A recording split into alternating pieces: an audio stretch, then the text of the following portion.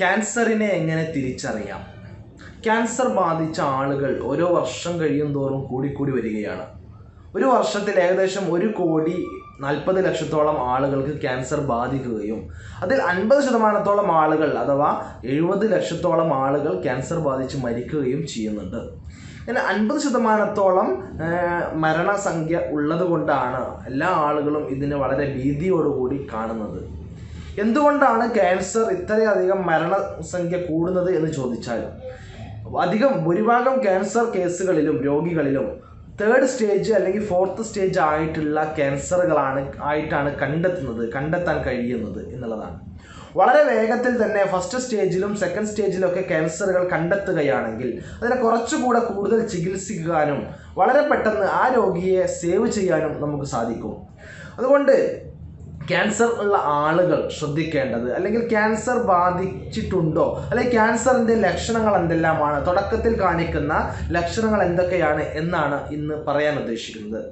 ക്യാൻസറിന് പല ഘടകങ്ങളും പല കാരണങ്ങളും ഉണ്ട്. എന്നിരുന്നാലും വളരെ പ്രധാനമായിട്ട് നമ്മുടെ ജീവിതശൈലി തന്നെയാണ് ക്യാൻസർ ഇത്രയധികം കൂടുന്നതിന് വേണ്ടിയിട്ട് കാരണമായിട്ടുള്ളത്. വളരെ പ്രധാനമായിട്ടുള്ള ഒരു 10 ലക്ഷണങ്ങളാണ് ക്യാൻസർ രോഗികളിൽ ആദ്യമായി കാണാൻ സാധ്യതയുള്ള കണ്ടുവരുന്ന 10 ലക്ഷണങ്ങളാണ് പറയാൻ ഉദ്ദേശിക്കുന്നത്. ആദ്യത്തെ ലക്ഷണം വിളർച്ചയാണ്. ശരീരത്തിലെ ഹീമോഗ്ലോബിൻ്റെ അളവ് നന്നായി കുറയുക. അകാരണമായി മറ്റൊരു കാരണവുമില്ലാതെ പെട്ടെന്നുണ്ടാകുന്ന വിളർച്ച, വളരെയധികം ഹീമോഗ്ലോബിൻ കുറയുകയും ക്ഷീണിക്കുകയും ചെയ്യുന്ന ഒരവസ്ഥ.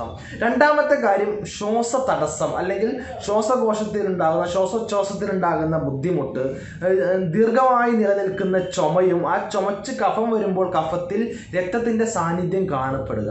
ഇത് എല്ലാം ഈ ഒരു ക്യാൻസറിൻ്റെ ലക്ഷണമാവാൻ സാധ്യതയുണ്ട്. അതുകൊണ്ട് ഡോക്ടറെ കാണിക്കുകയും തുടർ നടപടികൾ സ്വീകരിക്കുകയും ആവശ്യമാണ്.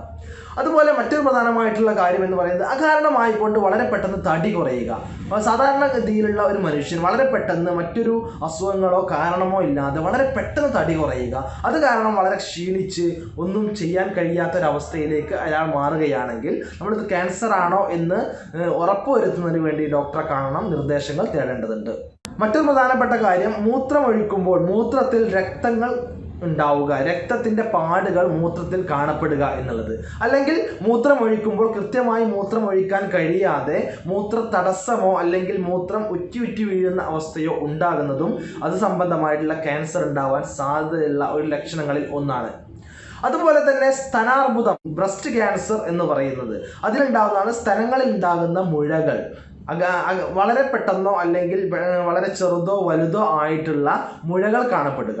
സ്ത്രീകളാവുമ്പോൾ ഒരു 35 വയസ്സിന് മുകളിലുള്ള സ്ത്രീകളൊക്കെ ഇടയ്ക്കിടയ്ക്ക് സ്വന്തം സ്തനം എക്സാമിൻ ചെയ്യുകയും എവിടെയെങ്കിലും മുഴകളോ തടിപ്പുകളോ പാടുകളോ കാണപ്പെടുന്നുണ്ടെങ്കിൽ അല്ലെങ്കിൽ വേദനയോ മറ്റോ ഉണ്ടെങ്കിൽ ഡോക്ടറെ കാണിക്കുകയും അതില്ല എന്ന് ഉറപ്പുവരുത്തുകയും ചെയ്യേണ്ടത് നിർബന്ധമായിട്ടുള്ള ഒരു കാര്യമാണ്. അതുപോലെ മലദ്വാരത്തിൽ രക്തസ്രാവം ഉണ്ടാവുക, മലബന്ധം ഉണ്ടാവുക, അല്ലെങ്കിൽ കൃത്യമായിട്ട് മലം പോവാതിരിക്കുകയും അവിടെ ബ്ലീഡിങ് ഉണ്ടാവുകയും ചെയ്യുക. അത് തെറ്റിദ്ധാരണ പരമായി അത് ഹെമറോയിഡ്സ് ആണോ പൈൽസ് ആണോ എന്ന് തെറ്റിദ്ധരിക്കപ്പെടുകയും ക്യാൻസർ കണ്ടെത്താൻ വളരെ ലേറ്റ് ആവുകയും ചെയ്യാറുണ്ട്.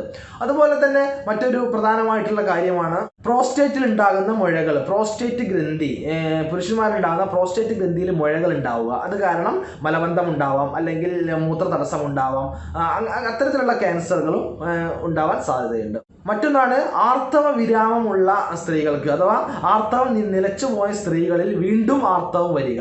അപ്പോൾ അത് വീണ്ടും ആർത്തവം തന്നെയാണ് വരുന്നത് എന്ന് തെറ്റിദ്ധരിക്കാതെ അത്തരം ഉണ്ടാകുന്ന ബ്ലീഡിങ്ങുകൾ കൺഫേം ചെയ്യുന്നതിന് വേണ്ടി ഡോക്ടറെ കാണിക്കുകയും എന്തെങ്കിലും യൂട്രസ് സംബന്ധമായിട്ടുള്ള ക്യാൻസറുകളോ മറ്റോ സെർവിക്കൽ ക്യാൻസറുകളോ ഉണ്ടോ ഇല്ലയോ എന്ന് കൺഫേം ചെയ്യുകയും അത്യാവശ്യമാണ്.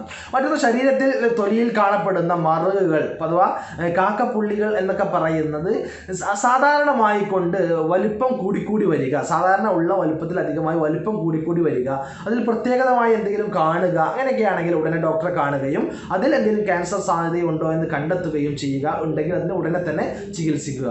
മറ്റൊരു പ്രധാനപ്പെട്ട കാരണമാണ് നമ്മുടെ വായ്ക്കകത്ത് മൗത്തിൽ അകാരണമായിട്ടുള്ള മറ്റെന്തെങ്കിലും ചെറിയ ചെറിയ പാടുകൾ ഉണ്ടാവുക, അല്ലെങ്കിൽ മാറാതെ നിൽക്കുന്ന 3 ആഴ്ചയോ 4 ആഴ്ചയോ മാറാതെ നിൽക്കുന്ന ചെറിയ ചെറിയ മുറിവുകൾ ഉണ്ടാവുക, കളർ മാറ്റം ഉണ്ടാവുക, വായ്ക്കകത്തോ തൊണ്ടയിലൊക്കെ കളർ മാറ്റം ഉണ്ടാവുക, അല്ലെങ്കിൽ തൊണ്ടവേദന ഉണ്ടാവുക, അല്ലെങ്കിൽ തൊണ്ടയിൽ നിന്ന് ശബ്ദത്തിനുള്ള ഇടറിച്ച അല്ലെങ്കിൽ ശബ്ദം വളരെ മാറി മാറി വരിക, ഇതെല്ലാം വായു സംബന്ധമായ ക്യാൻസറുകളുടെ ഒരു ലക്ഷണമായിരുന്നു വരാം. അതെല്ലാം ഡോക്ടറെ കാണുകയും ഉറപ്പുവരുത്തുകയും ഇത്തരത്തിലുള്ള ഈ പറഞ്ഞ 10 ലക്ഷണങ്ങളിൽ ഏതെങ്കിലും ലക്ഷണങ്ങൾ ഉണ്ടോ, അത് ഇനി ക്യാൻസർ ആണോ അല്ലയോ എന്ന് നിർബന്ധമായും നമ്മൾ കൺഫേം ചെയ്യണം. ഡോക്ടറെ കാണണം, ഡോക്ടറെ കണ്ട് തന്നെ കൺഫേം ചെയ്യുക.